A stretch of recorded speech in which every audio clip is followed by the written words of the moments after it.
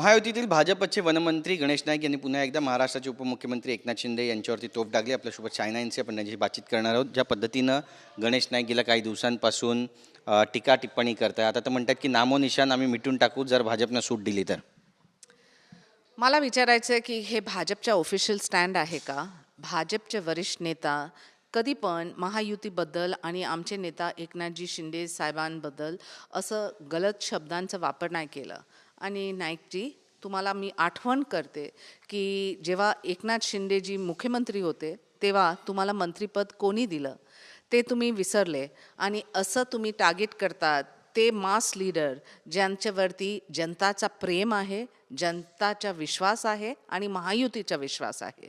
तर मला विचारायचं आहे की वरिष्ठ परमिशन घेऊन तुम्ही असं शब्दांचा वापर केलं की हे तुमची व्यक्तिगत रायमत, कारण तिथे दिसते तुमची इन्सिक्युरिटी. कारण एकनाथजी शिंदेला तुमची सर्टिफिकेटची गरज नाही. आम्ही नक्कीच आमच्यातर्फे काम करत जाणार, नवी मुंबई असो ठाणे असो, आणि तुम्ही तुमचे प्रयत्न करा तरी पण तुम्ही सक्षम नाही राहणार. ठाणे, कल्याण, डोंबिवलीमध्ये महानगरपालिकेच्या निवडणुका झाल्या आणि यामध्ये भाजपच्या घोड्यांना लगाम लावण्याचं काम शिवसेनेकडून झालं अशी टीका त्यांनी केली आहे. बघा, हे शब्दांचा वापर कुठून येते मला विचारायचं आहे की ते परवानगी घेतलं का महायुतीचे नेतृत्व आणि भाजपच्या नेतृत्वाला की त्यांनी असं शब्दांचा वापर करायचं? आणि त्यासाठी मला वाटते की त्यांना जास्त महत्त्व न देताना आम्ही आमचं काम करत जाणार. ठाणे, कल्याण, उल्हासनगरमध्ये जर भाजपनं सूट दिली असती तर तिथे सुद्धा भाजपचा महापौर झाला असता असं म्हणताय. त्यामुळे ज्या महानगरपालिकेच्या निवडणुका झाल्या त्याची कुठेतरी सल त्यांच्या मनामध्ये अशी चर्चासुद्धा रंगू लागलेली आहे. हे वाकयुद्ध कधीपर्यंत चालणार आणि याला विराम कसा मिळणार? गणेश नाईकजीला आपण चॅलेंज देतात, कारण महायुतीची एक विचारधारा आहे, प्रगतीचं राजकारण आहे आणि आमचे नेतृत्व त्याप्रमाणे काम करत जाणार. तुम्ही इकडे बडबड करत जा, परंतु मला विचारायचं आहे की तुम्हाला परवानगी दिलं आणि त्यानंतर तुम्ही बडबड करतात की तुमचं मानसिक संतुलन कमी झालं त्यामुळे तुम्ही करतात?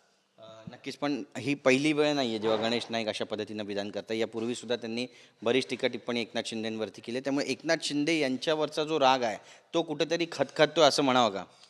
बघा, एकनाथ शिंदे साहेबांच्या वरती फक्त जनताचा विश्वास आहे आणि महायुती म्हणजे आमचे कार्यकर्ता कधी पण असं डाऊन मार्केट स्टेटमेंट्स नाही करतात.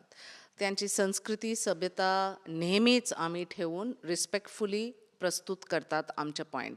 तुम्हाला खटखट आहे तुमच्या मनात तर तुम्ही परवानगी घेतलं का, संधी घेतलं का, भाजपचे नेतृत्वाची काय प्रतिक्रिया आहे ते तुम्ही इकडे स्पष्ट करा.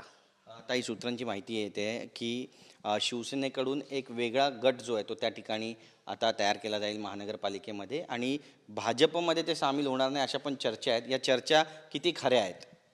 एकनाथजी शिंदे एक सामान्य नेता नाही आहे, एक जननेता आहे. जनताचा विश्वास आहे, जनताचा प्यार आहे आणि नक्कीच त्याप्रमाणे आम्हाला कोणी सर्टिफिकेटची आवश्यकता नाही, कोणता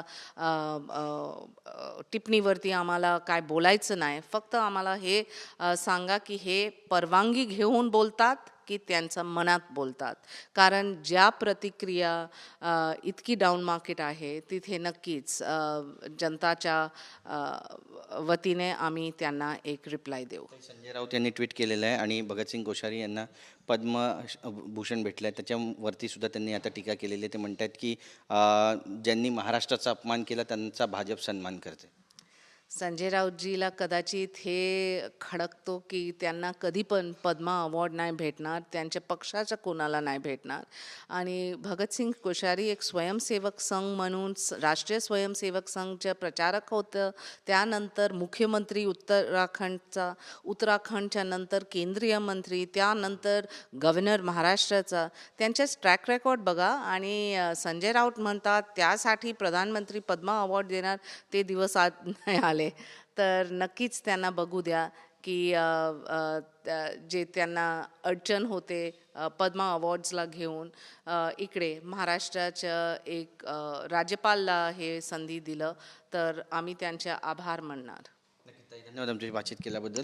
तर आपण पाहतो गणेश नाईक यांच्यावरती आता चायना यांची यांनी टीका टिप्पणी केली आहे आणि गणेश नाईक जे विधान करतायत ती पक्षाची अधिकृत लाईन आहे का असा सवाल सुद्धा त्यांनी विचारला आहे. कॅमेरा पर्सन योगेश गुरवचा, गिरीश गायकवाड, TV9 मराठी, मुंबई.